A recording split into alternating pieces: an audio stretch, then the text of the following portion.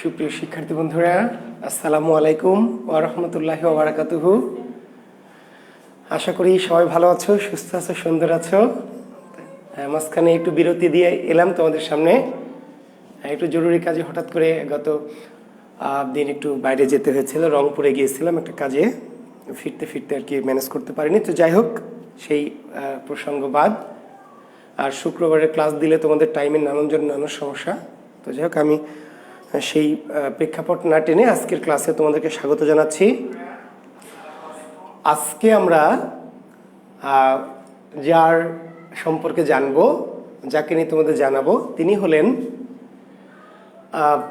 পৃথিবীর শ্রেষ্ঠ বাঙালিদের তালিকায় দ্বিতীয়।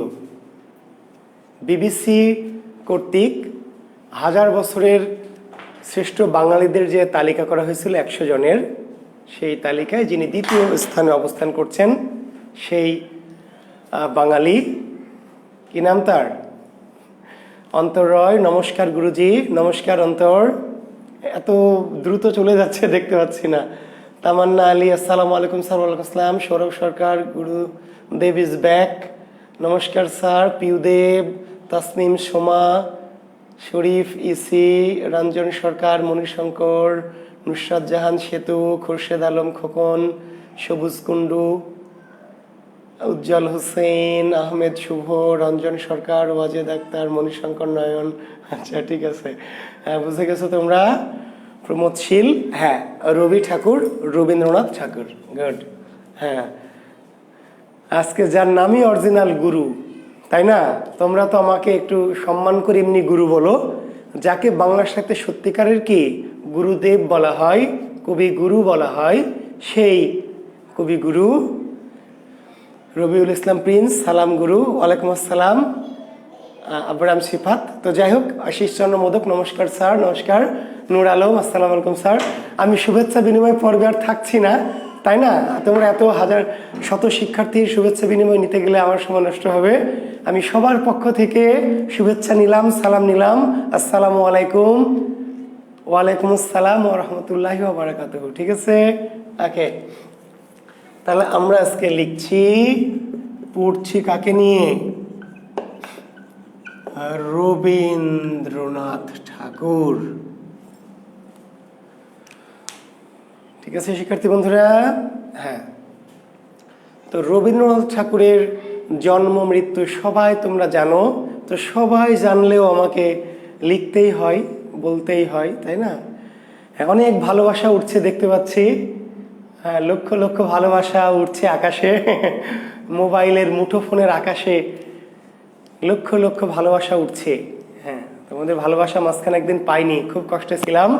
কারণ শিক্ষার্থীদের ভালোবাসায় আমার জীবনের সব কিছু। আমার পরিবার, তারপরে আমার শিক্ষার্থীরা আমার জীবনের এখন সব কিছু। অনন্যা কারণ, প্রণাম স্যার। প্রণাম তোমাকে। হ্যাঁ, তো রবীন্দ্রনাথ ঠাকুরের জন্ম কত সালে? 1861 খ্রিস্টাব্দের 7 মে। 1861 খ্রিস্টাব্দের 7 মে। বাংলা কি 1268 বঙ্গাব্দের 25 বৈশাখ। যেহেতু অনেক বড় কবি, গুরু কবি, হ্যাঁ, গুরুদেব যাকে বলছি আমরা, কবি গুরু, তো সেই গুরুর জন্ম বাংলা ইংরেজি দুটো সালে মনে রাখতে হবে। তাহলে কত সালে জন্মেছেন? 1861 সাল বা 1861 খ্রিস্টাব্দের 7 মে। কত বঙ্গাব্দে? কত বঙ্গাব্দে?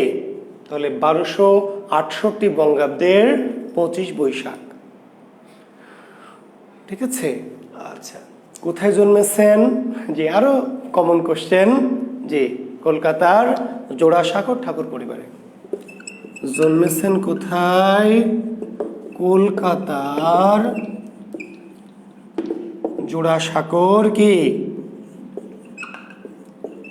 ঠাকুর পরিবার। কলকাতার জোড়াসাঁকোর ঠাকুর পরিবার। যদিও রবীন্দ্রনাথদের আসলে মূল উপাধি ঠাকুর নয়, এনাদের মূল উপাধি ছিল কি কুশারী। তারও পূর্বে এরা মূলত ছিলেন বন্দ্যোপাধ্যায়। তো সে বিশাল ইতিহাস, অত গভীর ব্যক্তিগত ইতিহাস আসলে যাব না, কারণ রবীন্দ্রনাথ নিয়ে যদি মানে আলোচনার গভীরে ঢুকে যায়, নজরুল নিয়ে দুটো ক্লাসেও শেষ করতে পারিনি, তাই না? হ্যাঁ, রবীন্দ্রনাথ নিয়ে তো 15টা ক্লাসেও শেষ করা যাবে না। তো আমরা তো গভীর ব্যক্তিগত আলোচনায় যাব না। আমরা জি যেটুকু আমাদের মোটামুটি প্রয়োজন আবার জানবো, প্লাস আমরা জ্ঞানও নিব, পাশাপাশি আমাদের পরীক্ষাতেও যাতে লাগে। তাহলে রবীন্দ্রনাথদের যদি বলে পদবী কি ছিল, বলবেন কুশারী। যদিও ঠাকুর আমরা বলছি রবীন্দ্রনাথ ঠাকুর, দেবেন্দ্রনাথ ঠাকুর, তাই না? জি, প্রিন্স দ্বারকানাথ ঠাকুর, কিন্তু ঠাকুর পরিবারের মূল উপাধি ছিল কি? কুশারী, কুশারী। এবং তারও আগে এদের উপাধি ছিল মূলত বন্দ্যোপাধ্যায়। তবে ঠাকুর পরিবারের ইতিহাস, পিছনের ইতিহাস অনেক বিস্তৃত, ঠিক আছে? এরা মূলত ছিলেন কি সমাজ থেকে বিচ্যুত হিন্দু আর কি, ব্রাহ্মণ থাকা সত্ত্বেও, ঠিক আছে? এদেরকে বলা হয় পিরালি ব্রাহ্মণ। রবীন্দ্রনাথের পূর্বপুরুষকে বলা হয় কি? পিরালি।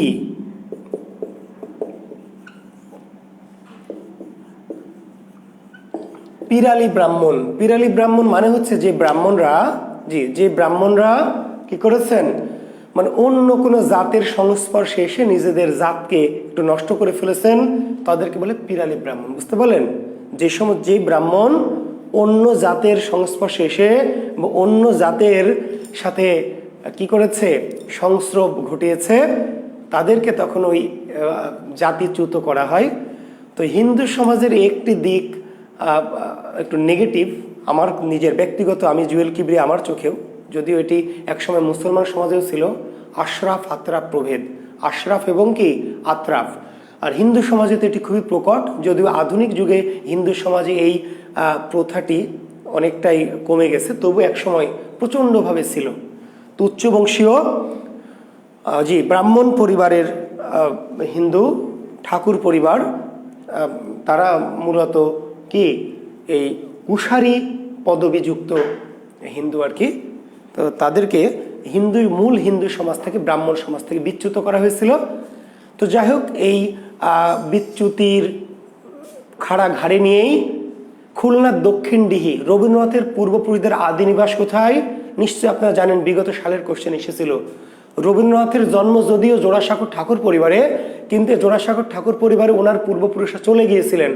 ওনাদের আসলে পৈতৃক নিবাস বা আদি নিবাস ছিল খুলনার ফুলতলা উপজেলার দক্ষিণডিহি। খুলনা জেলার ফুলতলা উপজেলার কি দক্ষিণডিহি, খুলনার ফুলতলার দক্ষিণডিহি। বুঝতে পারলেন? অর্থাৎ রবীন্দ্রনাথের জন্ম যদিও কলকাতা জোড়াসাঁকোর ঠাকুর পরিবারে, কিন্তু এই ঠাকুর পরিবারদের পূর্বপুরুষদের আদি নিবাস বা পিতৃভূমি ছিল খুলনার ফুলতলা দক্ষিণডিহি।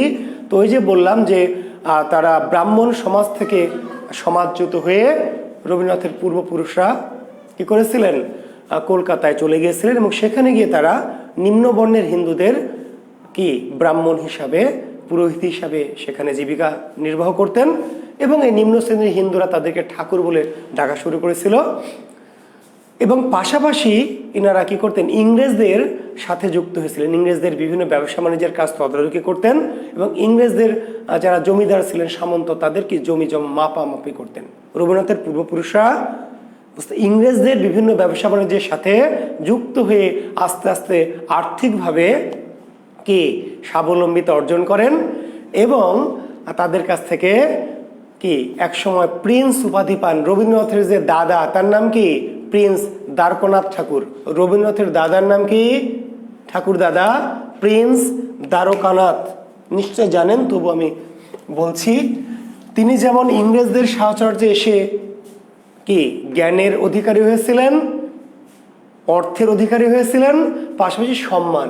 ইংরেজদের সাহচর্যে এসে যদিও রবীন্দ্র পূর্বপুরুষরা সমাজচ্যুত হয়েছিলেন, ঠাকুর থেকে অর্থাৎ ব্রাহ্মণ থেকে চ্যুত হয়েছিলেন, নিম্ন ব্রাহ্মণে পরিণত হয়েছিলেন, কিন্তু তবুও রবীন্দ্রনাথের পূর্বপুরুষ প্রিন্স দ্বারকানাথ ঠাকুর ইংরেজদের সাহচর্যে এসে লাভ করেছিলেন কি জ্ঞান, লাভ করেছিলেন অর্থ লাভ করেছিলেন উপাধি।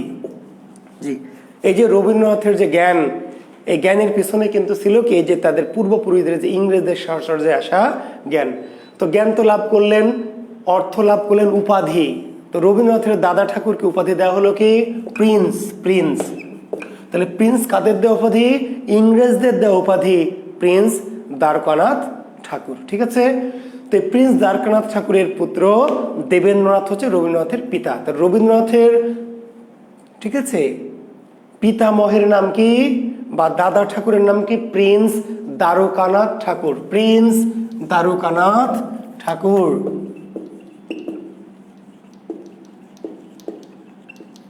আর পিতার নাম কি? দেবেন্দ্রনাথ ঠাকুর। প্রিন্স দ্বারকানাথের আরো অনেক পূর্বপুরুষের কথা আমি বলতে পারি, কিন্তু আসলে বললাম যে যেটা অপ্রয়োজনীয় বা একটু নিষ্প্রয়োজনীয় সেদিকে আমরা যেতে চাই না। তো রবীন্দ্রনাথের পিতামহ অর্থাৎ দাদা ঠাকুর ছিলেন প্রিন্স দ্বারকানাথ ঠাকুর। পিতার নাম দেবেন্দ্রনাথ ঠাকুর, মাতার নাম সারদা দেবী বা সারদা সুন্দরী দেবী। জি, মাতার নাম কি? সারদা দেবী বললেই চলে, তবে সারদা সুন্দরী দেবী বলে আমরা একটু বিশেষিত করছি। আর এই দেবেন্দ্রনাথ এবং সারদা সুন্দরী দেবীর মাত্র কি 14 উইকেট। জি, 14তম, বুঝতে পারলেন? ঠিক রোহিঙ্গা পরিবার। জি, রোহিঙ্গা পরিবার কেন? আসলে এটি তাদের দোষ না, কারণ ওই যুগে সন্তান নিরোধ কিংবা জন্ম নিয়ন্ত্রণ এরকম পদ্ধতি সম্পর্কে তাদের কোনো খুব বেশি জানাশোনা ছিল না। ফলে এই দেবেন্দ্রনাথ এবং সারদা সুন্দরীর মাত্র 14 সন্তান, এবং 14 সন্তানের মধ্যে রবীন্দ্রনাথ কততম? 14তম, 14তম তথা কি কনিষ্ঠ। দেবেন্দ্রনাথ এবং সারদা সুন্দরীর 14 সন্তানের কনিষ্ঠ তথা 14তম সন্তান হচ্ছেন কি? রবীন্দ্রনাথ ঠাকুর। ঠিক আছে, আচ্ছা, রবীন্দ্রনাথ ঠাকুর 22 বছর বয়সে জীবনে তিনি একটা উইকেটই ফেলেছেন। যদিও এত বড় কবি, এত সবচেয়ে গুরু কবি হিসাবে অন্তত 4 উইকেট ফেলা উচিত ছিল, তাই না? ছোটখাটো মাঝারি মানের কবিরাই যেখানে অন্তত 2 উইকেট করে ফেলেছেন, সেখানে এই গুরু কবির অন্তত 4 উইকেট ফেলা খুবই উচিত ছিল। তবে গুরু কবি এইখানে একটু ব্যর্থ হয়েছেন। তিনি সারা জীবন যদিও চুপি চুপি অনেক উইকেট ফেলেছেন, জি, গোপনে, জি, কিন্তু একদম সত্যিকার অর্থে জনসম্মুখে উইকেট ফেলেছেন একটি 22 বছর বয়সে, তাই না? 1882 সালের 82 তো না, 83, 9 ডিসেম্বর 1883 সালের 9 ডিসেম্বর 22 বছর বয়সে তিনি সেই দক্ষিণ ডিহিরি মেয়ে, অর্থাৎ রবীন্দ্রনাথের যে মায়ের জন্ম কিন্তু সেখানে দক্ষিণ ডিহি, রবীন্দ্রনাথের মায়ের মানে জন্ম দক্ষিণ ডিহি। রবীন্দ্রনাথ সে দক্ষিণ ডিহিরি কন্যা ভবতারিণী দেবী। ভবতারিণী দেবী রবীন্দ্রনাথের স্ত্রী। যদিও ভবতারিণী দেবীর পরবর্তীতে নাম রাখা হয় কি? মৃণালিনী দেবী। তাহলে রবীন্দ্রনাথের স্ত্রীর নাম কি? রবীন্দ্রনাথের স্ত্রীর, জি, নাম হচ্ছে, প্রকৃত নাম ভবতারিণী দেবী। ভবতারিণী দেবী। হ্যাঁ, মোহাম্মদ সুজন আলী ঠিকই বলেছেন, জন্ম নিয়ন্ত্রণের কারণে এখন আর বড় কবি তৈরি হচ্ছে না। ঠিকই বলেছেন, আসলে আপনি ঠিক বলেছেন। যেমন ধরেন আমি আমার পিতামাতার 5ম সন্তান, ছোট সন্তান আর কি, আমার পিতামাতার 5ম সন্তান। এখন ওনারা যদি অতি আধুনিক হতেন, 2টার বেশি বাচ্চা না নিতেন, জুয়েল কিবরিয়াকে আপনারা পাইতেন বলেন, তাই না? জি, তারা জন্ম নিয়ন্ত্রণ একটু কম বুঝেছিলেন বলেই তো অন্তত 5-6 উইকেট পর্যন্ত গেছে, আর গেছে বলে তো আমি এসেছি ভাই, তাই না? কাজে রবীন্দ্রনাথের পিতামাতা যদি জন্ম নিয়ন্ত্রণ পদ্ধতি নিতেন তো রবীন্দ্রনাথ কি আসতো না? আসলে একদিক দিয়ে আপনাদের ভালো হতো, যে রবীন্দ্রনাথ পড়া লাগতো না, তাই না? যে কিন্তু বাংলা সাহিত্যের 12টা বাজত, কারণ বাংলা সাহিত্যে রবীন্দ্রনাথ সত্যিকার অর্থে কি গুরু। জি, তো কাজেই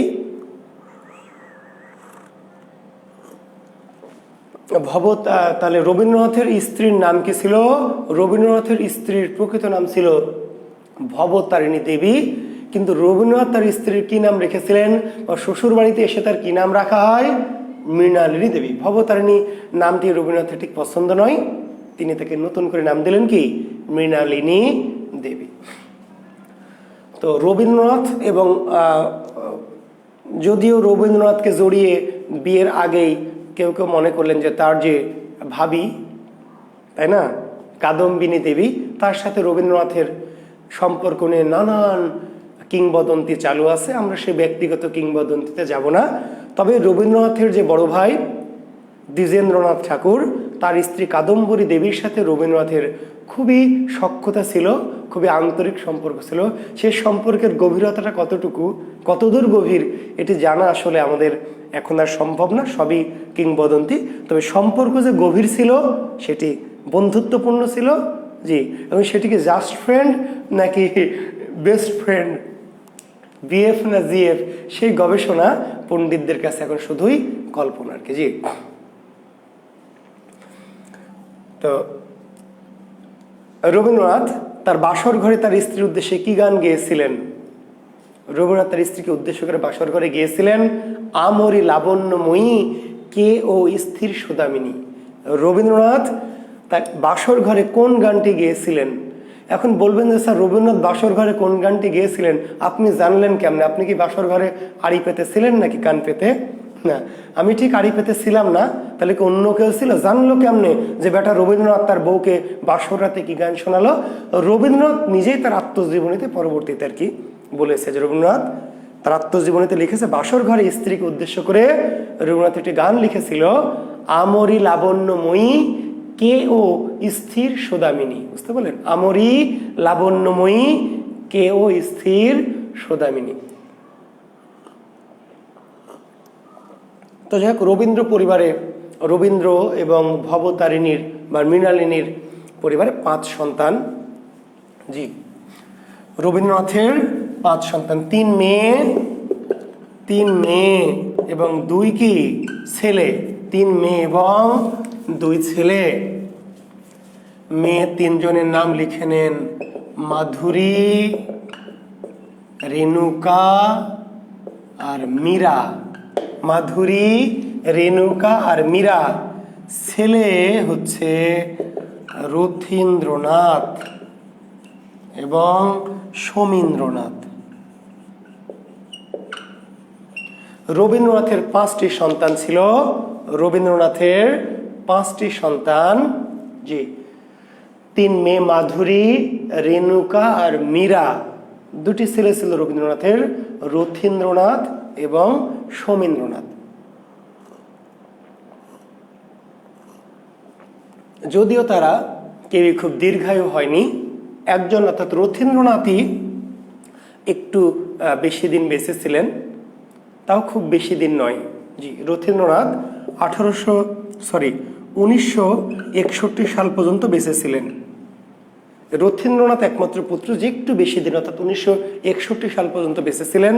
বাকিরা সবাই 7, 8, 15, 14 এর মধ্যে মারা গেছেন। অর্থাৎ রবীন্দ্রনাথের কিন্তু কোনো বংশধর কি আর নেই। বুঝতে পেরেছেন? জি, এখন রবীন্দ্রনাথের কোনো ওই অর্থে কোনো বংশধর নেই।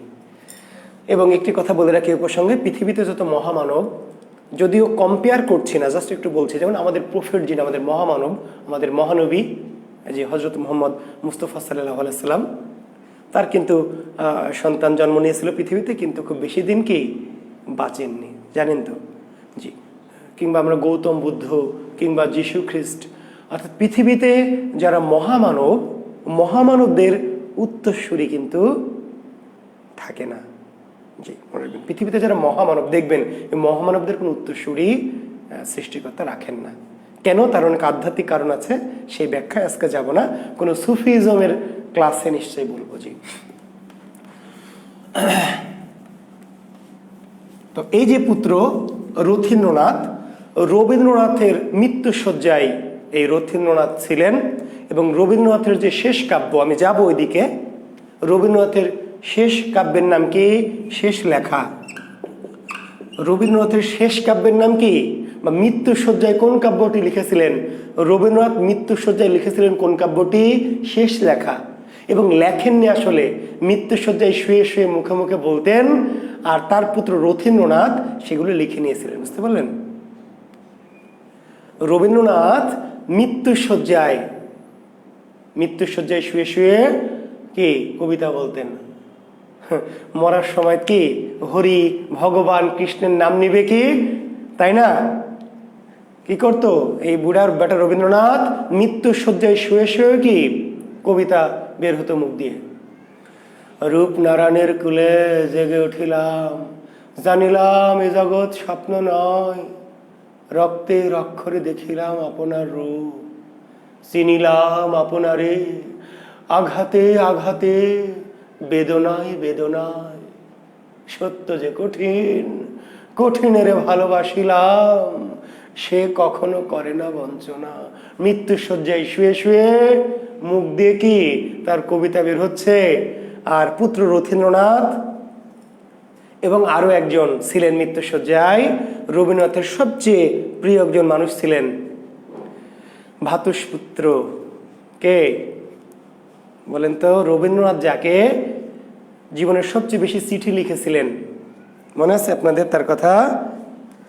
যে ছিন্নপত্রের বেশিরভাগ কবিতা রবীন্দ্রনাথ কাকে লিখেছিলেন? ছিন্নপত্রের কথা মনে আছে? ছিন্নপত্রের বেশিরভাগ কবিতা রবীন্দ্রনাথ কাকে লিখেছিলেন? কাকে উদ্দেশ্য করে? বলেন তো, কে লিখতে পারে দেখি? ইন্দিরা দেবী। মণিশঙ্কর তো একদম রেডি হয়ে আছে। Thank you Manishankar. হ্যাঁ, ইন্দিরা দেবী, ধন্যবাদ। রবিন হাসান, তোমাদের ধন্যবাদ, থ্যাংক ইউ। রবীন্দ্রনাথের সবচেয়ে কাছের মানুষ, সবচেয়ে প্রিয় বন্ধু ছিলেন ইন্দিরা দেবী। রবীন্দ্রনাথের মৃত্যুশয্যায় দুজন মানুষ ছিলেন, একজন হচ্ছেন সেই ইন্দিরা দেবী এবং একজন হচ্ছেন তার পুত্র রথীন্দ্রনাথ। তো মৃত্যুশয্যায় রবীন্দ্রনাথ শুয়ে শুয়ে কি করছেন? মুখ দিয়ে কবিতা বলছেন, আর তার পুত্র কখনো কখনো ইন্দিরা দেবী সেগুলো লিখে নিচ্ছেন। লিখে নিয়ে রবীন্দ্রনাথের মৃত্যুর পরে এই কাব্যটি প্রকাশিত হয়। রবীন্দ্রনাথের মৃত্যুর পরে। তাহলে রবীন্দ্রনাথের মৃত্যুর পরে প্রকাশিত কাব্য কোনটি? শেষ লেখা কত সালে? 1941 সালে প্রকাশিত হয়েছে। মৃত্যুশয্যায় শুয়ে শুয়ে রবীন্দ্রনাথ কোন কাব্য লিখেছিলেন? শেষ লেখা। বুঝতে পেরেছেন? আচ্ছা, তো রবীন্দ্রনাথ তার কোন কাব্যের নামকরণ, রবীন্দ্রনাথ তার কোন কাব্যের নামকরণ করে যাননি? রবীন্দ্রনাথ তার কোন কাব্যের নামকরণ করে যেতে পারেননি? শেষ লেখা। এই কাব্যের নামকরণটা কে করেছেন? পুত্র রথীন্দ্রনাথ। বুঝতে পারলেন? রবীন্দ্রনাথ তার জীবনের শেষ যে গ্রন্থ সেটি তিনি মুখে মুখে বলে গেছেন এবং এটির নামকরণ করেছেন কে? পুত্র রথীন্দ্রনাথ ঠাকুর। এই হচ্ছে তার শেষ। তবে আমরা তো শেষ দিয়ে শুরু করব না, আমরা শুরু করব শুরু দিয়ে। রবীন্দ্রনাথের প্রথম কাব্যের নাম কি? রবীন্দ্রনাথের প্রথম রচিত কাব্য হচ্ছে কবি কাহিনী। রবীন্দ্রনাথ ঠাকুরের প্রথম রচিত কাব্যের নাম হচ্ছে কবি কাহিনী। রচিত কবি কাহিনী, কিন্তু প্রথম প্রকাশিত কাব্যের নাম কি? বনফুল। রবীন্দ্রনাথ ঠাকুরের প্রথম রচিত কাব্য কবি কাহিনী, যদিও কোনো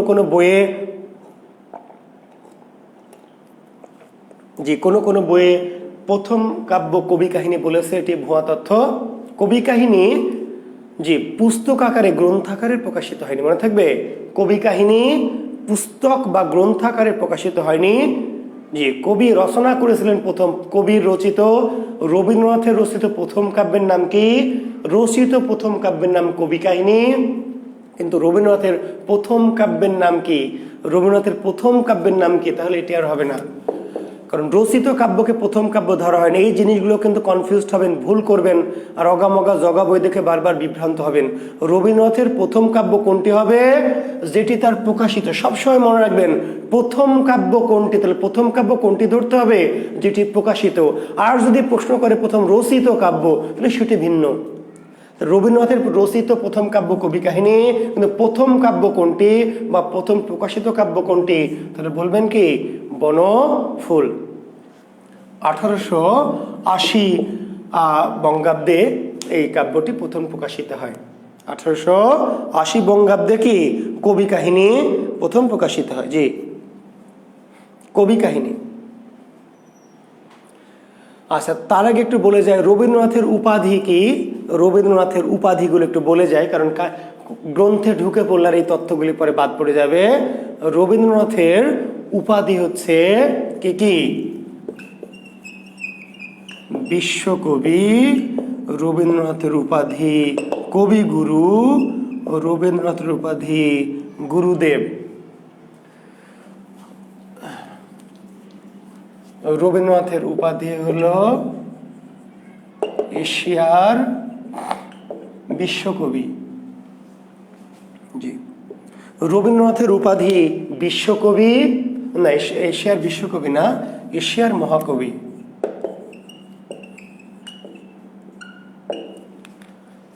রবীন্দ্রনাথের উপাধি বিশ্বকবি, রবীন্দ্রনাথের উপাধি কবিগুরু, রবীন্দ্রনাথের উপাধি গুরুদেব, রবীন্দ্রনাথের উপাধি এশিয়ার মহাকবি। বিশ্বকবি উপাধি কে দিয়েছিলেন সবাই জানেন আপনারা, যে ব্রহ্ম বান্ধব উপাধ্যায়। রবীন্দ্রনাথকে বিশ্বকবি উপাধি দিয়েছিলেন কে? ব্রহ্ম বান্ধব উপাধ্যায়। ব্রহ্ম বান্ধব উপাধ্যায়।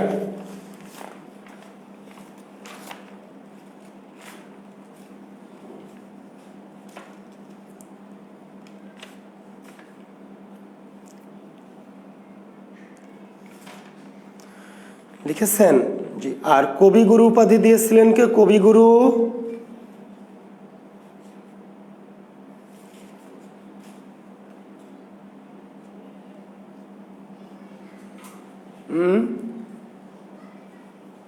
বলেন, এই সবচেয়ে দামি উপাধি রবীন্দ্রনাথের কবিগুরু কে দিয়েছিলেন? ক্ষিতিমোহন সেন। Robin Hasan, thank you. ক্ষিতিমোহন, তরুণিমা, হ্যাঁ ক্ষিতি বানানটা যুক্ত খ দিয়ে হবে। Robin Hasan, thank you. কবিগুরু দিয়েছিলেন ক্ষিতিমোহন। গুরুদেব উপাধি দিয়েছিলেন কে? গুরুদেব। গুরুদেব দিয়েছিলেন আমাদের সে কি? মহাত্মা গান্ধী। জি।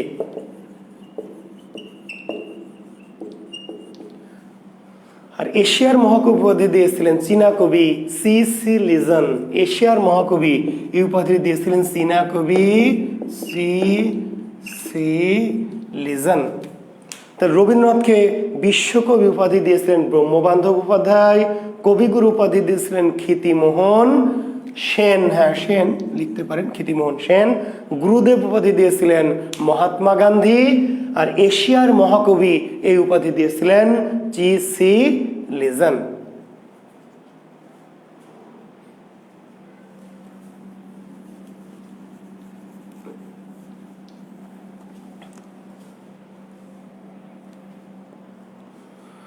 ঠিক আছে। জি, রবীন্দ্রনাথ রচিত প্রথম উপন্যাসের নাম কি? রবীন্দ্রনাথ রচিত প্রথম উপন্যাসের নাম হলো করুণা। রবীন্দ্রনাথ ঠাকুর রচিত প্রথম উপন্যাসের নাম করুণা।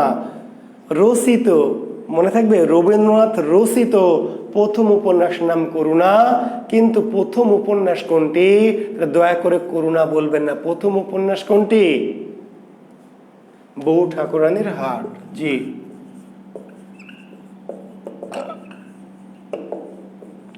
রবীন্দ্রনাথ ঠাকুরের প্রথম উপন্যাসটির নাম হচ্ছে বউ ঠাকুরানীর হাট। জি। যেহেতু প্রথম, একটু সালটা মনে রাখবেন, 1883 সাল। তাহলে রবীন্দ্রনাথের রচিত প্রথম উপন্যাস হচ্ছে করুণা। রচিত প্রথম উপন্যাস কি? করুণা। আর কিন্তু রচিত না বলে যদি বলে রবীন্দ্রনাথের প্রথম উপন্যাস কোনটি, তাহলে বলবেন বউ ঠাকুরানীর হাট, কারণ যেটি প্রথম প্রকাশিত সেটি প্রথম উপন্যাস। মনে থাকবে? কথা কি বুঝতে পারছেন? বারবার একই কথা কিন্তু বলছি। জি, বউ ঠাকুরানীর হাট। ঠিক আছে। রবীন্দ্রনাথের যদি আমি আরো উপন্যাসগুলো একটু বলে যাই, তাহলে রবীন্দ্রনাথের আরো বেশ কিছু উপন্যাস, তার মধ্যে কি বিখ্যাত উপন্যাসের মধ্যে চোখের বালি, এই সালটা মনে রাখবেন 1903। বাংলা সাহিত্যের প্রথম মনস্তাত্ত্বিক উপন্যাস, প্রথম আধুনিক উপন্যাস চোখের বালি 1903 সালে বাংলা সাহিত্যের কি প্রথম উপন্যাস।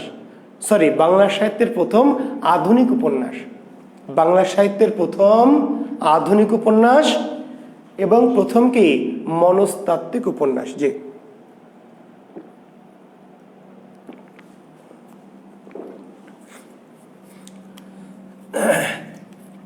এছাড়া তার গোরা, তাই না, তারপরে হচ্ছে ঘরে বাইরে,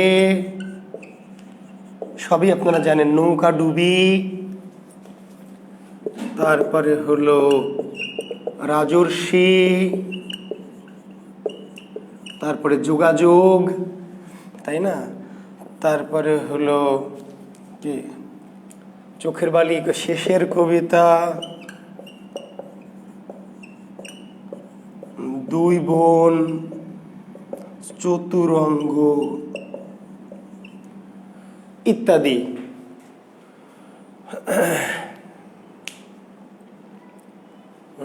জি, নিচে কি দেখতে পাচ্ছেন আরো, নাহলে উপরে লিখছি। জি, মালঞ্চ। জি, তাহলে রবীন্দ্রনাথের প্রথম রচিত উপন্যাস হচ্ছে করুণা, আর প্রথম প্রকাশিত বা প্রথম উপন্যাসের নাম বউ ঠাকুরানীর হাট, প্রথম মনস্তাত্ত্বিক বা প্রথম আধুনিক উপন্যাস হচ্ছে চোখের বালি। এছাড়া গোরা, এটাকে বলা হয় কি মহাকাব্যধর্মী উপন্যাস, এপিক উপন্যাস। রবীন্দ্রনাথের এপিক লিখে নেন, গোরা কি জাতীয় উপন্যাস? এপিক বা মহাকাব্যধর্মী উপন্যাস। জি, মহাকাব্যধর্মী বা এপিক উপন্যাস কোনটি? গোরা। রাজনৈতিক উপন্যাস ঘরে বাইরে। রবীন্দ্রনাথের রাজনৈতিক উপন্যাস কি? ঘরে বাইরে। রাজনৈতিক, রবীন্দ্রনাথের রাজনৈতিক উপন্যাস ঘরে বাইরে। এছাড়া নৌকা ডুবি আছে, রাজর্ষি আছে, যোগাযোগ, এই উপন্যাসটি একটু গুরুত্বপূর্ণ উপন্যাস রবীন্দ্রনাথের। এই যোগাযোগ উপন্যাসটি রবীন্দ্রনাথ প্রথমে তিন পুরুষ নামে, জি হ্যাঁ 4 অধ্যায়, ঠিকই বলেছেন, 4 অধ্যায় আর একটি উপন্যাস। জি, যোগাযোগ উপন্যাসটি রবীন্দ্রনাথ প্রথমে কি নামে লিখেছিলেন? তিন পুরুষ, মনে রাখবেন। তাহলে যোগাযোগ উপন্যাস প্রথম কি নামে প্রকাশিত হয়েছিল? তিন পুরুষ নামে। পরবর্তীতে এটি যোগাযোগ নামকরণ করা হয়।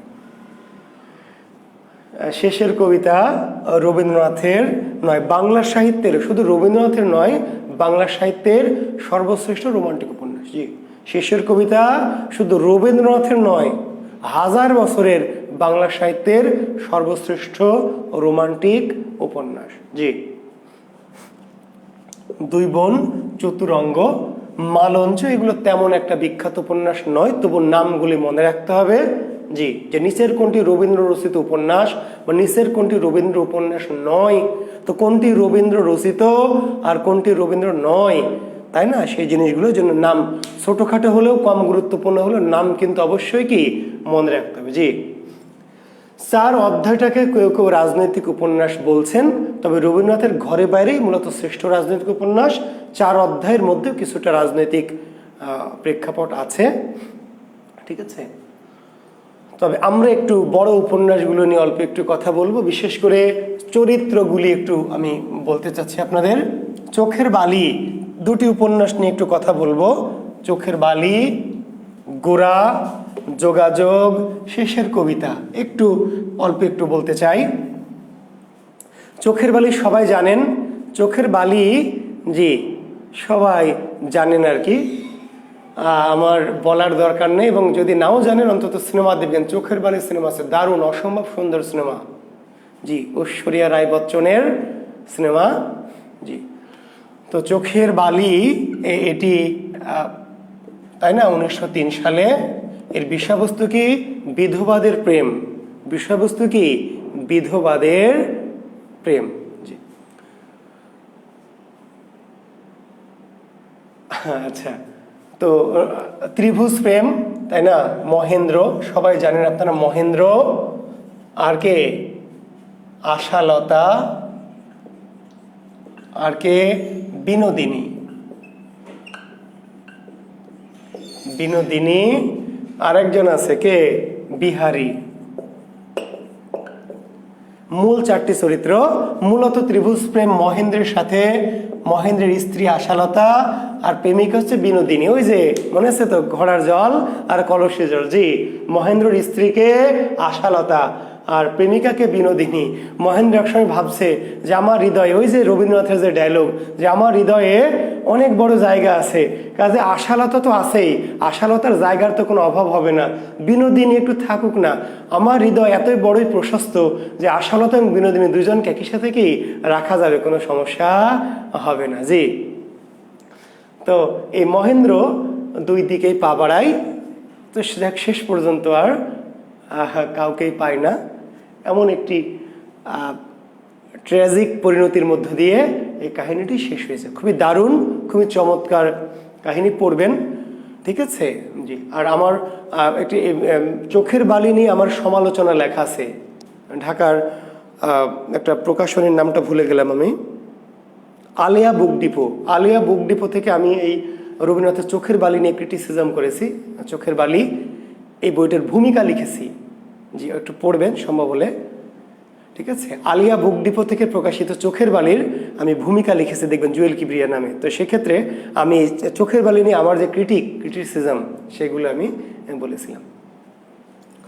একটু সম্ভব মানে অনেক গভীরে আসলে ঢুকতে চাচ্ছি না, উপন্যাসগুলির খুব বেশি গভীরে যাওয়া মুশকিল, ঠিক আছে। চরিত্রগুলো একটু জেনে রাখেন। এছাড়া এর বাইরে আরও দুটি চরিত্র আছে। একটি চরিত্রের নাম হলো রাজলক্ষ্মী, আরেকটি চরিত্রের নাম হলো অন্নপূর্ণা, ঠিক আছে। তাহলে চোখের বালি উপন্যাসের মহেন্দ্র নায়ক, নায়িকা হচ্ছে বিনোদিনী, মহেন্দ্রের স্ত্রী হচ্ছে আশালতা, আর মহেন্দ্রের বন্ধু হচ্ছে বিহারী। মহেন্দ্রের মা রাজলক্ষ্মী, আর রাজলক্ষ্মীর জা মানে মহেন্দ্রের চাচি আর কি, অন্নপূর্ণা। তো এই বিখ্যাত উপন্যাসগুলির সিনেমা আছে যেহেতু, একটু দেখে নেবেন, আপনাদের ভালো লাগবে। জি, আচ্ছা। গোরা মহাকাব্যধর্মী, মহাকাব্যপম এপিক উপন্যাস। তো এই উপন্যাসে যে নায়ক গোরা, তাই না, সে গোরা আসলে খ্রিস্টানের সন্তান। জি, রোমান ক্যাথলিক জন্ম তার, কিন্তু জন্মাই হঠাৎ করে জন্মানোর পরপরেই কি তার মা মারা যায়, আগে তার বাবা মারা যায়। তো একজন ব্রাহ্মণের ঘরে জন্ম নেয়, এবং জন্মানোর মা মারা গেলে ওই ব্রাহ্মণ দম্পতি গোরাকে নিজের সন্তানের মতো বা সন্তান পরিচয় মানুষ করে। বুঝতে পারলেন? গোরাকে আসলে গোরা কিন্তু কি ব্রাহ্মণ রোমান ক্যাথলিক বা খ্রিস্টান পরিবারের সন্তান, ঠিক আছে। তো তার জন্ম হয় কোথায়? জন্মানোর পরে মা মারা গেলে তাকে কি করে, দুজন ব্রাহ্মণ দম্পতি তাকে নিজের সন্তানের পরিচয় দিয়ে মানুষ করে। এবং গোরার মধ্যে ছোটবেলা থেকেই কি মানে ব্রাহ্মণ একটা ভাব, ব্রাহ্মণত্ব বা হিন্দু যে ব্রাহ্মণ তার একটা ভাব তার ভিতরে, এবং সে অন্য ধর্মের মানুষকে অত বেশি পছন্দ করে না, অবজ্ঞা অবহেলা করে, এবং হিন্দুত্ববাদ তার ভিতরে জেগে ওঠে, এবং সে হিন্দু ধর্মকে বা ব্রাহ্মণকে কি শ্রেষ্ঠ হিসাবে প্রতিষ্ঠা করতে চায়। তো যাই হোক, এইভাবে চলতে থাকে কাহিনী। কিন্তু এক সময় গিয়ে সে তার নিজের জন্ম পরিচয় কি, এক সময় গিয়ে যে তার নিজের জন্ম পরিচয় সে জানতে পারে, এবং জানার পরে তার নতুন করে পুনর্জন্ম হয়, এবং সে বুঝতে পারে যে মানুষের যে আপেক্ষিক পরিচয়, ধর্মীয় পরিচয়, এটি কোনো পরিচয় নয়। মানুষের যে ধর্মীয় পরিচয় এটি আপেক্ষিক, এটি পরিচয় নয়। মানুষের মূল পরিচয় কি, সে মানুষ। এইভাবে বিশ্ব মানবে হিন্দু থেকে, হিন্দুত্ববাদ থেকে তার কি বিশ্ব মানবতায় রূপান্তরিত হয়। এটি মূলত গোরা উপন্যাসের উপজীব্য, মূল উপজীব্য আর কি।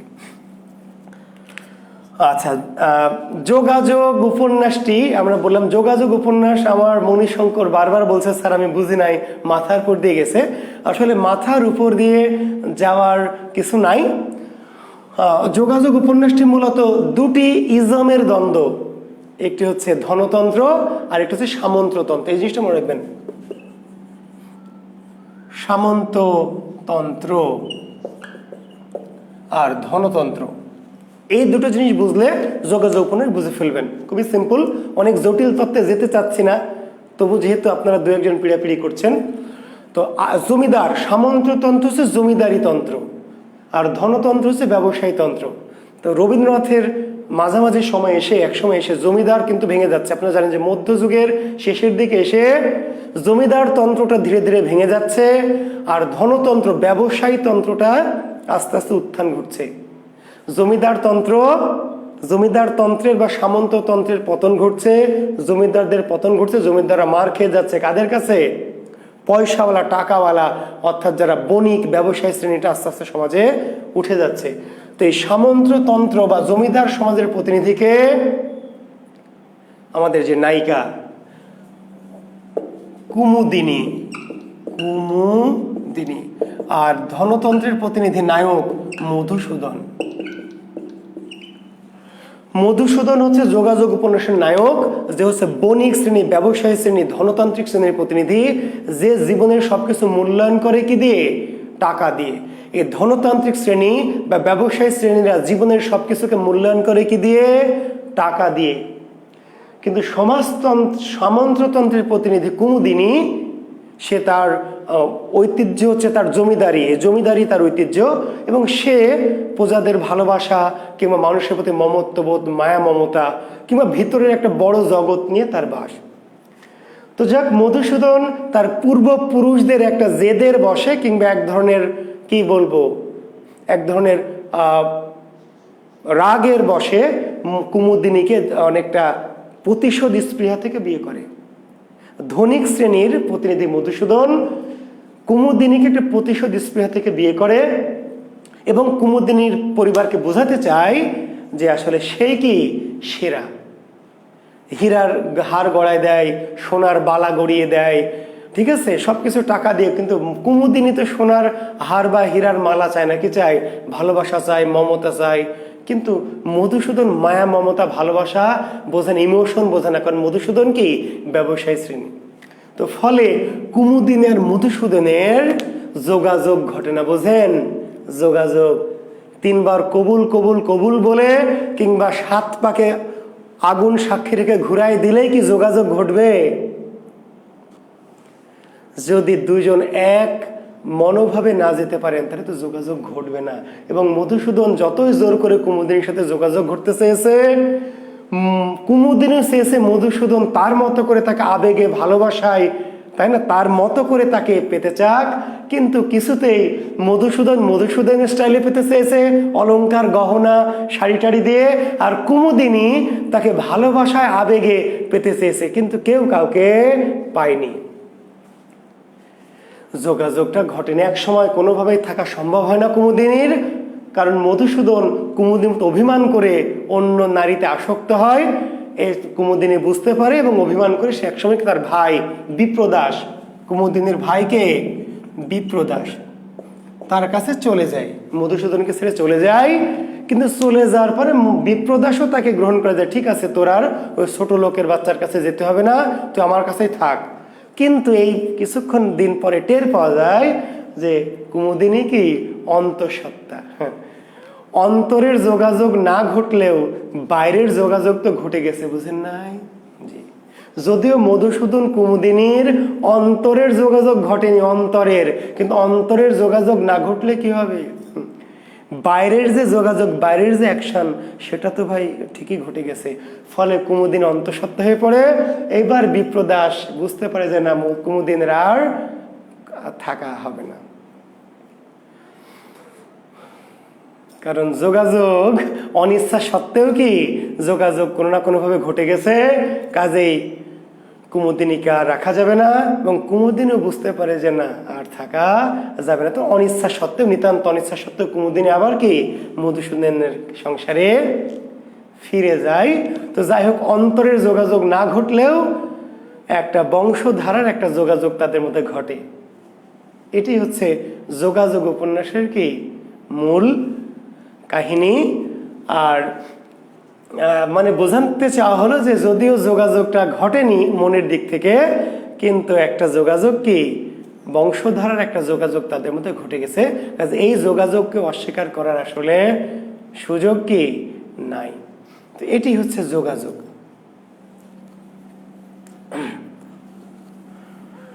আর শেষের কবিতা নিয়ে আমার মনে হয় যে সাহিত্যের প্রথম দিকের ক্লাসে বলেছি, জি, শেষের কবিতা নিয়ে সাহিত্যের প্রথম দিকে যে রোমান্টিক যুগ, অ্যান্টি রোমান্টিক যুগের দিকে বলেছি। কাজে এটা নিয়ে আর আমি শুধু একটা সালটা 1929 সালে, এই সালটা মনে রাখবেন, জরুরি সাল। শেষের কবিতা বাংলা সাহিত্যের সর্বশ্রেষ্ঠ রোমান্টিক উপন্যাস, 1929 সালে এই উপন্যাসটি প্রকাশিত হয়েছে। ঠিক আছে, এর নায়ক ব্যারিস্টার অমিত রয়, নায়িকাকে লাবণ্য, আর দুটি পার্শ্ব চরিত্র কেতকী এবং শোভনলাল। জি,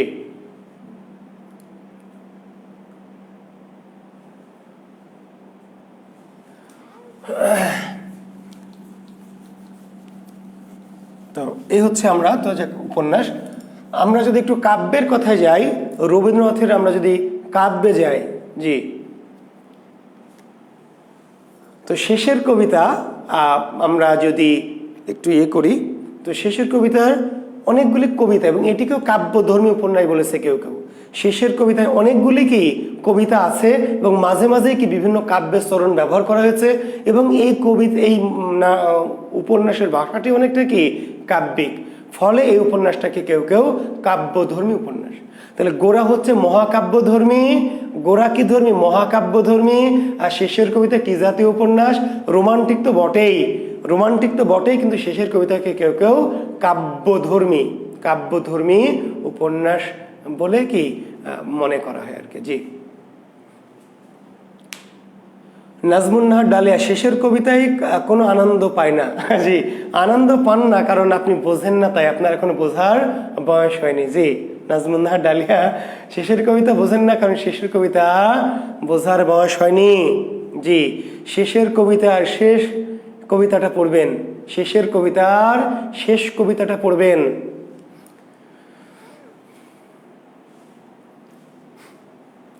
শুক্লপক্ষ হতে আনি রজনীগন্ধার বিন্তখানি, শুক্লপক্ষ হতে আনি রজনীগন্ধার বিন্তখানি, যে পারে সাজাতে অর্ঘ্যথালা কৃষ্ণপক্ষ রাতে, যে আমারে হাই দেখিবারে পাই, ভালো মন্দ মিলায়ে সকলি, এবার পুজোয় তারে আপনারে দিতে চাই বলি। বোঝেন?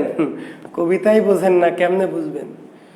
শুক্লপক্ষ হতে আনি রজনীগন্ধার বৃন্তখানি, যে পারে সাজাতে অর্ঘ্যথালা কৃষ্ণপক্ষ রাতে, যে আমারে হাই দেখিবারে পাই, অসীম ক্ষমায় ভালো মন্দ মিলাই সকলি, এবার পুজোয় তারে আপনারে দিতে চাই বলি।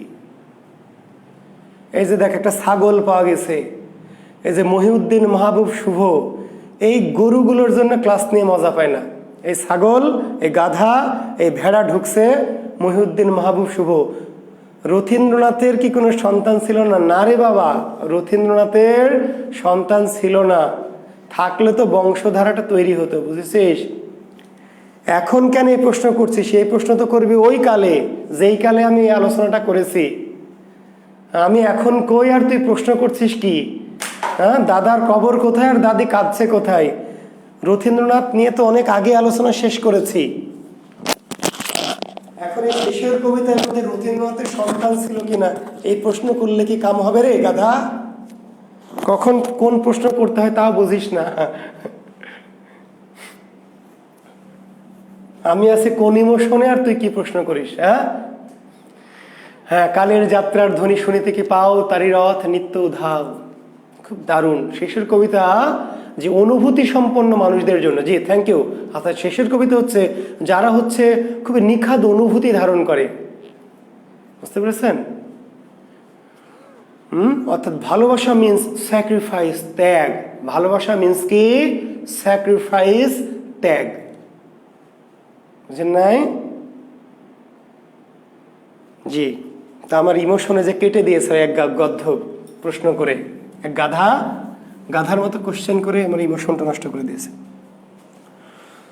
বুঝতে পারলেন তো? বলছে যে কি, যে আমার হাই দেখিবার অসীম, এবার পুজোয় তারে আপনারে দিতে চাই বলি। শেষ লাইনটা, এবার পুজোয় তারে আপনারে দিতে চাই বলি। তো ওই যে বলি মিন স্যাক্রিফাইস, মানে ভালোবাসা হচ্ছে কি ত্যাগ, স্যাক্রিফাইস, প্রেমিকাকে অন্যের হাতে তুলে দেওয়া, প্রেমিককে অন্যের হাতে তুলে দিয়ে কি করা, তাকিয়ে তাকিয়ে দেখা। এই যে স্যাক্রিফাইস, এই যে ত্যাগ, এর নাম হচ্ছে রোমান্টিক ভালোবাসা। তো সেটি শেষের কবিতার মূল থিম। জি, তো এটা না বুঝলে জি, আমি তো এর আগে বলেছি, আমি যখন সাহিত্যের রোমান্টিক ক্লাস নিয়ে বলেছিলাম বাপ্পারাজের মতো, যে মৌসুমীকে ভালোবাসবে কিন্তু তাকে গ্রহণ করবে না, তুলে দিবে কার হাতে? অমিত হাসানের হাতে। জি, বাপ্পারাজ প্রচন্ড ভালোবাসে মৌসুমীকে, কিন্তু প্রচন্ড ভালোবাসে বলেই মৌসুমীর সুখের জন্য তাকে তুলে দেয় কার হাতে? বড় লোক, জি, জমিদারের বাচ্চা কিংবা বিজনেস ইন্ডাস্ট্রিয়ালিস্ট বাপ্পার ইয়ের হাতে, অমিত হাসানের হাতে তুলে দেয়। তুলে দিয়ে কি করে? নিজে শুধু অনুভব করে। এটি হচ্ছে রোমান্টিসিজম। শেষের কবিতার মূল থিমটা হচ্ছে এরকম। তো যার ফলে আমরা যারা এন্টি রোমান্টিক মানুষ, ভোগবাদী মানুষ, আমাদের কাছে এই উপন্যাসটি হচ্ছে কি একটা ফাও মার্কা। জি, আচ্ছা, আমি একটু কবিতায় যাব। কবিতা আমি বলেছিলাম যে রবীন্দ্রনাথের প্রথম রচিত কাব্য, আপনাদের বলেছিলাম প্রথম রচিত কাব্য কি? কবি কাহিনী। প্রথম রচিত কাব্য কি? কবি কাহিনী প্রথম রচিত। আর প্রথম প্রকাশিত হচ্ছে কি? বনফুল, তাই না? জি।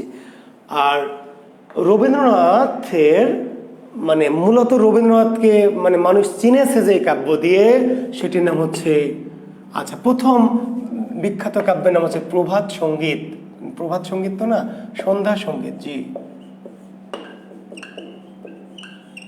রবীন্দ্রনাথের প্রথম পরিচিতি বা মানে প্রথম যে ভালো কাব্য, যেটা দিয়ে রবীন্দ্রনাথকে কি করেছে ওই সময় মানুষ চিনেছে, সেই কাব্যটার নাম হচ্ছে সন্ধ্যা সঙ্গীত। আর আরো বেশি রবীন্দ্র জনপ্রিয়তা বৃদ্ধি পেয়েছে তার সোনার তরী। তো সোনার তরীর সালটা একটু মনে রাখবেন, 1894, আমি যদি ভুল না করি। যে 1894 সোনার তরী। আর সন্ধ্যা সঙ্গীত 1882। জি, রবীন্দ্রনাথের প্রথম উল্লেখযোগ্য কাব্য, রবীন্দ্রনাথের প্রথম উল্লেখযোগ্য কাব্য হচ্ছে সন্ধ্যা সঙ্গীত। এই সন্ধ্যা সঙ্গীত জি কাব্যে জি কাব্য পড়ে বঙ্কিমচন্দ্র রবীন্দ্রনাথ ঠাকুরকে জয়মাল্য উপহার দিয়েছিলেন। বুঝতে পারলেন? এই সন্ধ্যা সঙ্গীত কাব্যটা পড়ার পরে বঙ্কিমচন্দ্র চট্টোপাধ্যায় রবীন্দ্রনাথকে কি করেছিলেন? একটা মালা উপহার দিয়েছিলেন, জয়মাল্য, যে হ্যাঁ রবি, তুমি বাংলা সাহিত্যে কি সত্যিকারের রবি। তো বঙ্কিম কোন কাব্য পড়ে রবীন্দ্রনাথকে জয়মাল্য উপহার দিয়েছিলেন? এই সন্ধ্যা সঙ্গীত। কিন্তু রবীন্দ্রনাথের প্রথম সবচেয়ে জনপ্রিয় বা সবচেয়ে বেশি আকর্ষণীয় বা বহুল প্রচলিত কাব্যের নাম কি? সোনার তরী, যেটিকে বলা হয় দার্শনিক কাব্য। রবীন্দ্রনাথের প্রথম কি দার্শনিক কাব্য হচ্ছে সোনার তরী। 1894 সালে এটি প্রকাশিত, যেটি রবীন্দ্রনাথের দার্শনিক বা মনস্তাত্ত্বিক ভাবনা প্রকাশিত হয়েছে। এছাড়া রবীন্দ্রনাথের আপনারা জানেন যে বলাকা কাব্য আরেকটি শ্রেষ্ঠ কাব্য, বলাকা 1916 সালে। এছাড়া তার অনেক কাব্য, আমি সব কাব্য নিয়ে কথা বলবো না, কিন্তু কিছু কাব্যের নাম মনে রাখবেন। কাব্যগুলি বই পুস্তকে দেওয়া আছে, চিত্রা, চৈতালি, খনিকা, তাই না, গীতালি, গীতিমাল্য, কণিকা, কথা, ছড়া, ছবি, অনেক সন্ধ্যা, তারপরে হচ্ছে অনেক 52টি প্রায় কাব্যগ্রন্থ নজরুলের, রবীন্দ্রনাথের 52টি। এই 52টি কাব্যের সবগুলির নাম বই পুস্তকে দেওয়া আছে। আমি সব নাম আসলে এখন লিখে দিব না, চাইলে আমি লিখে দিতেই পারি, তবে আমি গুরুত্বপূর্ণ কাব্যগুলো নিয়ে একটু কথা বলবো। জি, বলাকা 1916 সালে, গীতাঞ্জলি 1910 সালে। জি, খনিকা কাব্যটা একটু পড়তে পারেন। জি, খনিকা, বলাকা, গীতাঞ্জলি, সোনার তরী, শেষ লেখা, চিত্রা। জি, তো এই আমি আবার বলছি, রবীন্দ্রনাথ 52টি কাব্য লিখেছেন, 52টি। বুঝতে পেরেছেন? তো কাজেই সকল কাব্যের নাম আমি আপনাদের পাই করে লিখে দিচ্ছি না, কারণ আপনারা, আবার বলছি, সকল বইয়ে কাব্যের নামগুলি পাবেন। আর আমার বইটা তো হাতে পৌঁছে যাবে ইনশাল্লাহ অল্প কয়েকদিনের মধ্যেই। জানি না, লকডাউনের পরিস্থিতি খুব কঠোর হলে আমি খুব টেনশনে আছি, কারণ 30 তারিখে আমার বইটি ওনারা বলেছেন প্রকাশনী থেকে এটা আপনাদের কাছে দেওয়া শুরু করবে, কিন্তু সোমবার থেকে যে কঠোর লকডাউন, এই লকডাউনটা কঠোরতার পরিমাণটা কি হবে সেটি মুশকিল। প্রেসগুলো খুলে বইটা দিতে পারবে কিনা আমি খুব টেনশনে আছি এই জন্যই। তো যাক, আর আমি কিছু কাব্য নিয়ে স্পেশালি কিছু কথাবার্তা বলবো। জি, শাটডাউনে বই পাবেন কিনা আমি খুব নিশ্চিত না, যে আমি পরিস্থিতি অনুযায়ী বলতে পারবো। এই বইটি 30 তারিখে প্রেস থেকে দিবে বলেছে প্রকাশনী, যারা 1 তারিখ থেকে অর্ডার করার কথা। যে যারা প্রি অর্ডার করেছেন তাদের জন্য বলছি, আমার এই ব্যাচে যারা করেছেন, জি প্রি অর্ডার আজকে শেষ হয়ে গেছে, আজকের পর গতকাল শেষ হয়েছে। তো বইটি 1 তারিখ থেকে পর্যায়ক্রমে আমরা পাঠাবো। 20 তারিখে যারা অর্ডার করেছেন 20 তারিখ থেকে 21 তারিখ এভাবে পর্যায়ক্রমে। কিন্তু সোমবার থেকে কঠোর লকডাউন যদি অতি কঠোর হয়, যদি ঘর থেকে নাই বের হতে দেয়, শুনতেছি ঘর থেকে বের হলে নাকি পাশায় ডান্ডা মারবে, তো তাইলে তো আর এই বইটা মানে আমি জানি না আসলে পরিস্থিতি কি হবে। তো পরিস্থিতি দেখে সিদ্ধান্ত আর কি, দেখা যাক কি হয়। জি,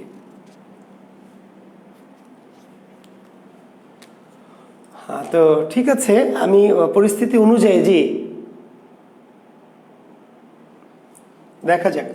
আচ্ছা, এখন আমি যেটা নিয়ে কথা বলতে চাচ্ছি, এই কাব্যগুলি আপনারা সবাই পড়বেন, বাকি সকল কাব্যের নাম তো পড়বেন, বাকি সকল কাব্যের শুধু নাম, কিন্তু এই কাব্যগুলি সম্ভব হলে কি নিজেরা দয়া করে কি একটু পড়বেন। বিশেষ করে কোনো কাব্য পড়া সম্ভব না হলেও সোনার তরী, বলাকা, গীতাঞ্জলি, চিত্রা, শেষ লেখা, এই 5টা কাব্য রবীন্দ্রনাথের পড়বেন। তাহলে রবীন্দ্রনাথ কেন পড়বেন জানেন?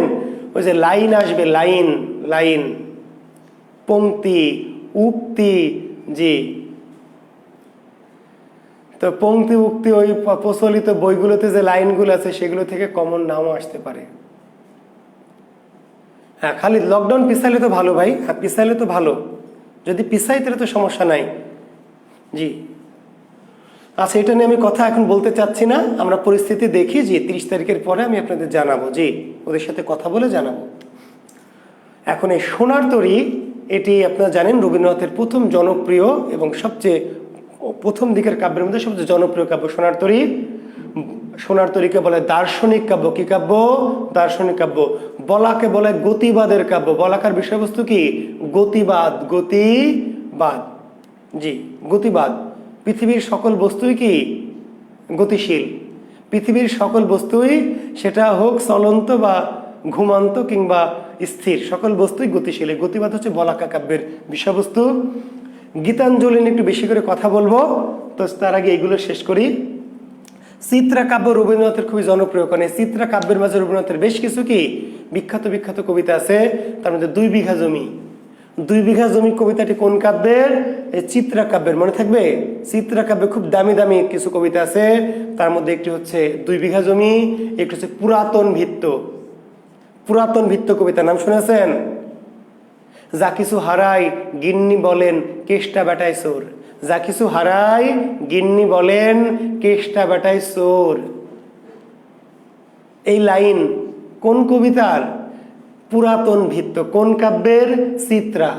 কিংবা এ জগতে হাই সেই বেশি চাই, আছে যার ভুরি ভুরি রাজার হস্ত। খুব দামি দামি খুব বিখ্যাত বিখ্যাত কবিতা চিত্রা কাব্যে আছে। খুব তো কাজে চিত্রা কাব্য পড়বেন। সোনার তরী কাব্যে অনেক দামি দামি কবিতা আছে, 2 পাখি, গানভঙ্গ, ঠিক আছে। তারপরে আপনার সোনার তরী কাব্যে সোনার তরী কবিতা আছে, তাই না? হ্যাঁ, বলাকা কাব্যে শাহজাহান কবিতা আছে। হ্যাঁ, খুব ভালো ভালো কিছু কবিতা, এগুলো একটু পড়বেন। কারণ না পড়লে, কবিতা যদি না পড়েন ভাই, কবিতা তো আবেগ, হয়ে যে বললাম ইমোশনকে কখনোই কি পড়াইয়ে বোঝানো যাবে না, ইমোশনকে কখনো পড়িয়ে বোঝানো যাবে না। ইমোশন আপনাকে ধারণ করতে হবে, ইমোশন কেউ কাউকে দিতে পারবে না, বুঝতে পারলেন? তো সম্ভব হলে কবিতাগুলি পড়বেন। আজি হতে শতবর্ষ পরে কে তুমি পড়িছ বসে আমার কবিতাখানি কৌতূহল ভরে। কবিতার নাম কি? কোন কাব্যের? না পড়লে কেমনে হবে?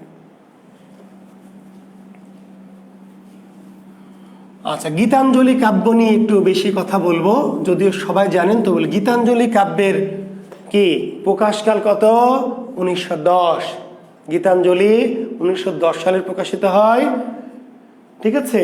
এই কাব্যে গীতাঞ্জলি মূলত গানের সংকলন। গীতাঞ্জলি কিন্তু কবিতা না, গীতাঞ্জলি মূলত কি কবিতা না, কিসের সংকলন? গীতাঞ্জলি মূলত গানের সংকলন। কতটি গান আছে? 157টি। লিখে নেন। এই গীতাঞ্জলি আসলে অঞ্জলি, অঞ্জলি মানে কি উপহার বা শ্রদ্ধা। গীত, গীতের সাহায্যে যে অঞ্জলি, অঞ্জলি মানে শ্রদ্ধার্ঘ বা নিবেদন কিংবা কি শ্রদ্ধা নিবেদন।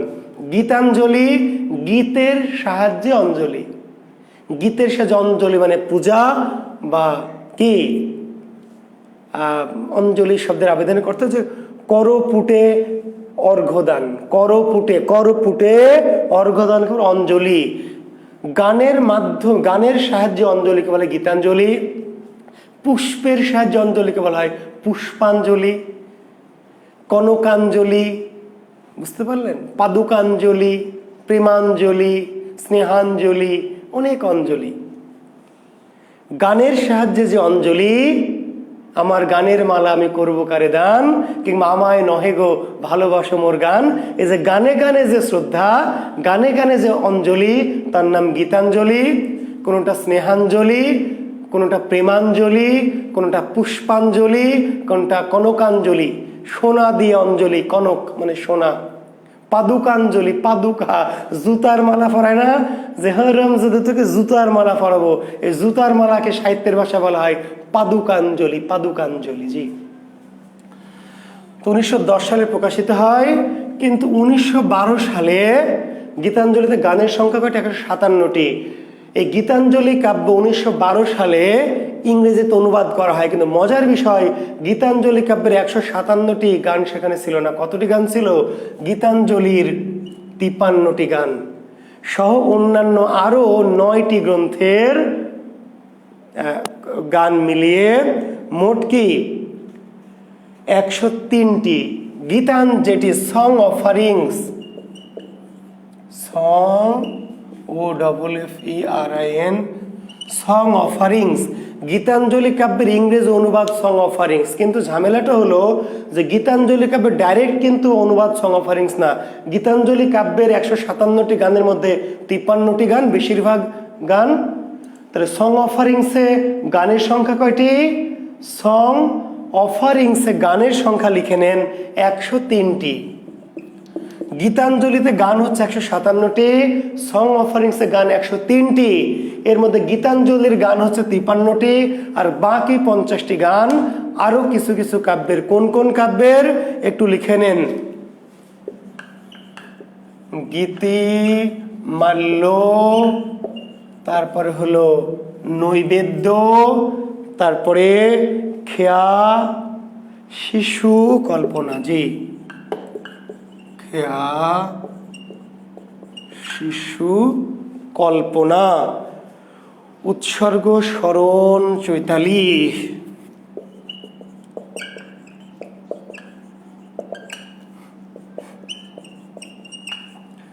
তাহলে কেন রবীন্দ্রনাথ কোন গ্রন্থের জন্য নোবেল পুরস্কার পেয়েছেন? অনেকে উত্তর দিয়ে দেয় গীতাঞ্জলি, তাহলে ভুল হবে। রবীন্দ্রনাথ কোন গ্রন্থের জন্য নোবেল পুরস্কার পেয়েছেন? উত্তর দিচ্ছেন গীতাঞ্জলি, না, ভুল। গীতাঞ্জলির জন্য নোবেল পুরস্কার পাননি। রবীন্দ্রনাথ নোবেল পুরস্কার পেয়েছেন কিসের জন্য? Song offerings. হ্যাঁ, সং অফারিংসে গীতাঞ্জলি ছিল, কিন্তু সং অফারিংস শুধু গীতাঞ্জলি না, গীতাঞ্জলি সহ আরো বেশ কিছু কাব্যের ভালো ভালো কিছু কবিতা সিলেক্টেড। তাহলে গীতাঞ্জলি ছাড়া আর কি কি কাব্যের কবিতা ছিল সং অফারিংসে? গীতিমাল্য, নৈবেদ্য, খেয়া, শিশু, কল্পনা, উৎসর্গ, স্মরণ এবং চৈতালি। এই সমস্ত কাব্যেরও 2টি, 4টি, 5টি, 1টি, 7টি এরকম কিছু কবিতা মিলিয়ে মোট 103টি গানের সমন্বয়ে কি সং অফারিংস। বোঝা গেছে? জি, সং অফারিংস। এখন যদি বলে সং অফারিংস বা গীতাঞ্জলির কবিতাগুলি অনুবাদ করেছেন কে? অনুবাদ করেছেন কে? তাহলে কি বলবেন? তাহলে বলতে হবে রবীন্দ্রনাথ ঠাকুর নিজেই। তাহলে গীতাঞ্জলির ইংরেজি অনুবাদক কে? তাহলে গীতাঞ্জলির ইংরেজি অনুবাদক রবীন্দ্রনাথ ঠাকুর নিজেই। আর এটার ভূমিকা লিখে দিয়েছিলেন বা অনুবাদ একটু দেখে দিয়েছিলেন W.B. Yeats। অনুবাদক রবীন্দ্রনাথ ঠাকুর নিজেই, স্ব অনুদিত বলা হয়। কিন্তু এই অনুবাদটা একটু দেখে দিয়েছিলেন কিংবা এই অনুবাদের ভূমিকা লিখে দিয়েছিলেন W.B. ইয়েটস। ফাহিম ফয়সাল অনুবাদক কিন্তু W.B. ইয়েটস না, বুঝতে পারলেন? অনুবাদক রবীন্দ্রনাথ নিজে, স্ব-অনুদিত বলা হয়, স্ব-অনুদিত, জি। আর এটা অনুবাদটা একটু দেখে দিয়েছিলেন, একটু কারেকশন করে দিয়েছিলেন, কিংবা এর ভূমিকা লিখে দিয়েছিলেন কে? তাহলে বলতে হবে W.B. ইয়েটস। তো অনুদিত হয় কত সালে, বা সং অফারিংস কত সালে? 1912 সালে। তাহলে গীতাঞ্জলি 1910 আর সং অফারিংস 1912, আর নোবেল পুরস্কার পেয়েছেন কত সালে? 1913 সালে। ঠিক আছে, যে নোবেল পুরস্কার পেয়েছেন 1913 সালে। এই ধর্ম বাদ দে, এই গদ্ধবরা, ধর্ম নিয়ে আলোচনা বাদ দে। ক্লাসে কোনো ধর্ম নিয়ে কোনো কথা হবে না। লাকুম দিনুকুম ওয়ালিয়াদ দিন, যার যার ধর্ম তার তার, শেষ, কিচ্ছা খতম।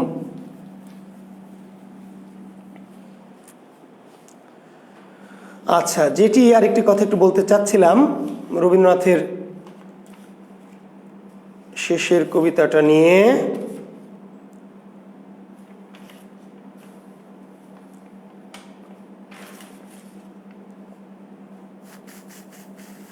জি, একটু লেখেন।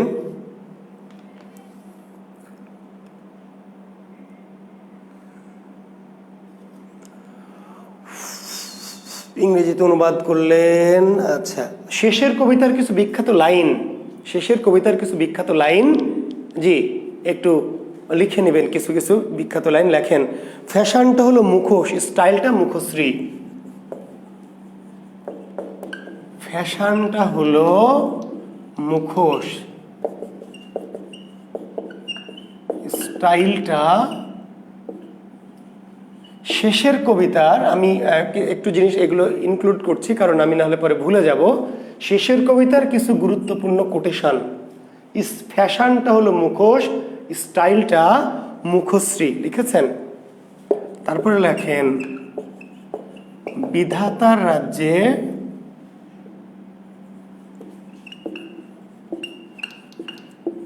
বিধাতার রাজ্যে ভালো জিনিস অল্প হয় বলেই তা ভালো।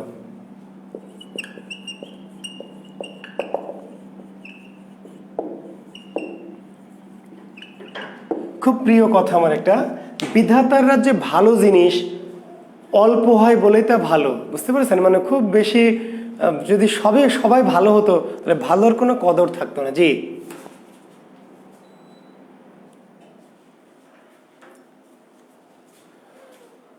দু একটা পোলাপান বের করে দিতে হবে। মণিশঙ্কর ঠিকই বলেছে, 2-4টা পোলাপান আছে যাদেরকে বের করে দিতে হবে, কারণ এই বেয়াদবগুলি এই ধর্ম নিয়ে ঢুকে পড়ে ক্লাসের মধ্যে। যতই বলেছি যে অপ্রাসঙ্গিক কমেন্ট করা যাবে না, অপ্রাসঙ্গিক ধর্মীয় অনুভূতির কোনো কমেন্টস করা যাবে না, কিন্তু একটা ছাগল গদ্ধব আছে যারা ক্লাসে ঢুকেই অযথাই কমেন্ট করবে, ক্লাস রিলেটেড কোনো কমেন্ট না, অযথাই কমেন্ট। এগুলোকে আমি চেক করে বলবো জাকির বিশ্বাস বের করে দিতে এগুলিকে। এরপরে লেখেন, hold your tongue and let me love. Hold your tongue and let me love. Hold your tongue and let me love, John ডানের একটা লাইন, যেটা রবীন্দ্রনাথের মূল, এটা রচয়িতা কিন্তু জন ডান, রচয়িতা ইংরেজ কবি জন ডান, কিন্তু রবীন্দ্রনাথ এটার বাংলায় করেছেন, দোহাই তোদের একটুকু চুপ কর, ভালোবাসিবারে মোরে দে অবসর। এটা মূলত হ্যাঁ জন ডান, ঠিকই বলেছেন। এই কবিতার মূল রচয়িতা আসলে জন ডান, DONNE, আচ্ছা ই আছে, ঠিক আছে। Hold your tongue and let me love, John Donne, কিন্তু এইটা রবীন্দ্রনাথ ঠাকুর বাংলা করেছেন, দোহাই তোদের একটুকু চুপ কর, ভালোবাসিবারে মোরে দে অবসর। দোহাই তোদের একটুকু চুপ কর, ভালোবাসিবারে মোরে দে অবসর। ঠিক আছে, তো যদি এটি আসে তাহলে জন ডান মূলত রচয়িতা, তবে জন ডান না থাকলে রবীন্দ্রনাথ দিবেন। আর ওই যে বাংলাটি বললাম যে দোহাই তোদের একটুকু চুপ কর, ভালোবাসিবারে মোরে দে অবসর, রচয়িতা রবীন্দ্রনাথ ঠাকুর।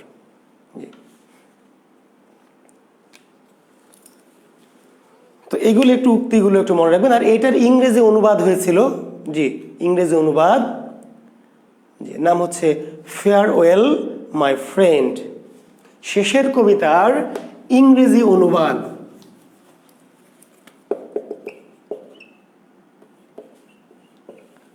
Farewell my friend. শেষের কবিতা, এই উপন্যাসটি ইংরেজিতে অনুবাদ হয়েছে কি নামে? Farewell my friend. 1946 সালে অনুবাদ করেছেন কৃষ্ণা কৃপালানি। কত সালে?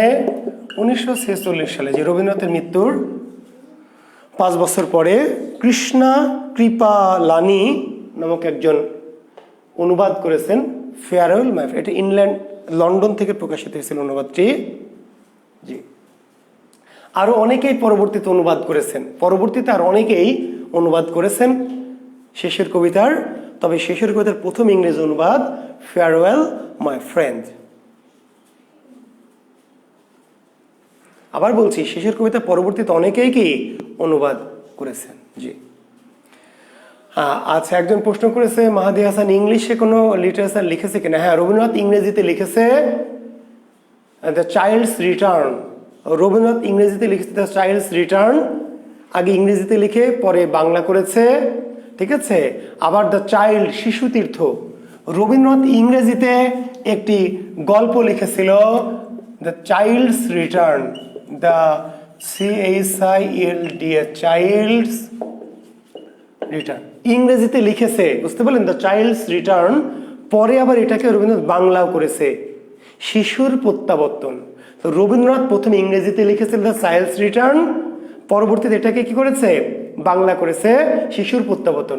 আরেকটি রবীন্দ্রনাথ লিখেছে দ্য চাইল্ড, CHILD, এটা বাংলা করা হয়েছে শিশু তীর্থ। জি, এটি হলো গল্প দ্য চাইল্ডস রিটার্ন। দেখবেন আপনারা রায়চরণ নামে একটা চরিত্র আছে, রায়চরণ। জি, রবীন্দ্রনাথ প্রথম ইংরেজিতে লিখেছে দ্য চাইল্ডস রিটার্ন গল্প, তারপর এটিকে বাংলা করেছিল শিশুর প্রত্যাবর্তন।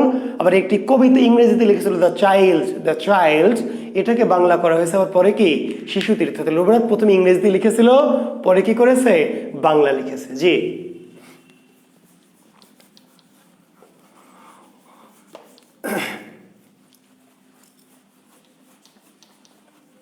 তো রবীন্দ্রনাথের কিছু আমরা যদি ইয়েতে যাই, যে রবীন্দ্রনাথের নাটকের কথা বলি, নাটক, তাহলে আমরা দেখছি যে রবীন্দ্রনাথের বিখ্যাত কিছু নাটক। তো রবীন্দ্রনাথের রচিত প্রথম নাটক রুদ্রচণ্ড। রবীন্দ্রনাথ রচিত প্রথম নাটকটির নাম কি?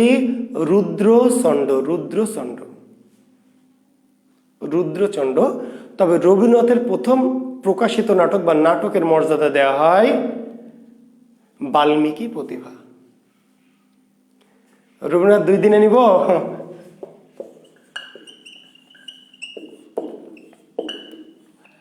এটাও ঠিক, একদিনে রবীন্দ্রনাথ শেষ করা খুব টাফ হবে আর কি। তাহলে আরেকটা দিন রবীন্দ্রনাথ রাখি, ঠিক আছে। তো শুরুটা করে রাখি যে রবীন্দ্রনাথের প্রথম নাটক, রচিত নাটক হচ্ছে রুদ্রচণ্ড। কিন্তু রবীন্দ্রনাথের প্রথম প্রকাশিত নাটক বা প্রথম নাটকের নাম হচ্ছে বাল্মীকি প্রতিভা। এবং এই নাটকে রবীন্দ্রনাথ ছোটবেলায় অভিনয় করেছেন। রবীন্দ্রনাথ 2টো নাটক অভিনয় করেছেন, তার নিজের লেখা নাটক। একটি হচ্ছে বাল্মীকি প্রতিভা, এই বাল্মীকি প্রতিভায় তিনি বাল্মীকি চরিত্রে অভিনয় করেছেন। আর রবীন্দ্রনাথ তার যে বিসর্জন, রবীন্দ্রনাথের একটি বিখ্যাত নাটক বিসর্জন, যেই নাটকে রবীন্দ্রনাথ কি করেছেন?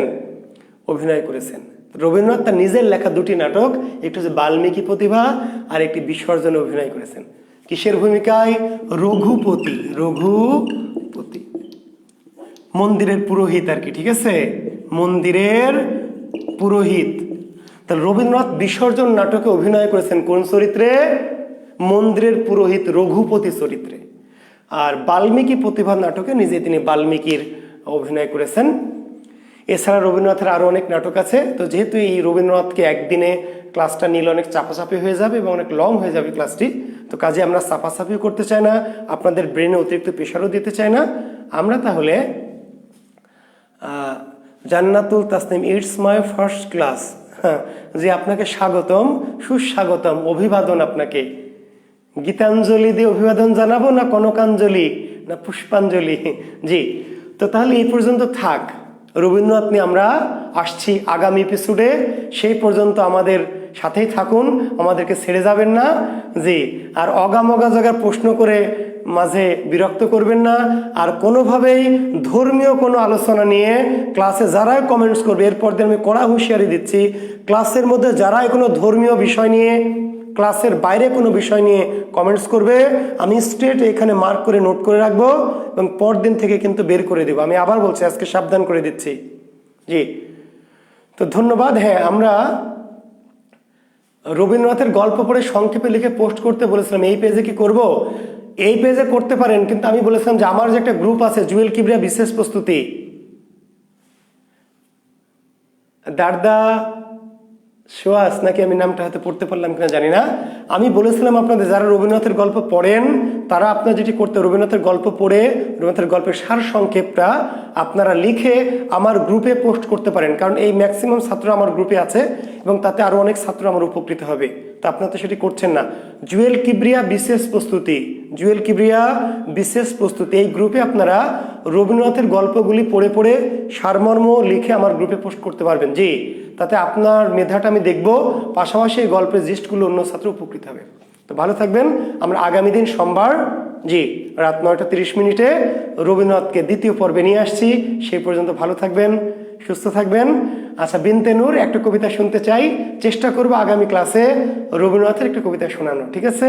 ওকে, ধন্যবাদ, শুভকামনা, শুভরাত্রি, আল্লাহ হাফেজ।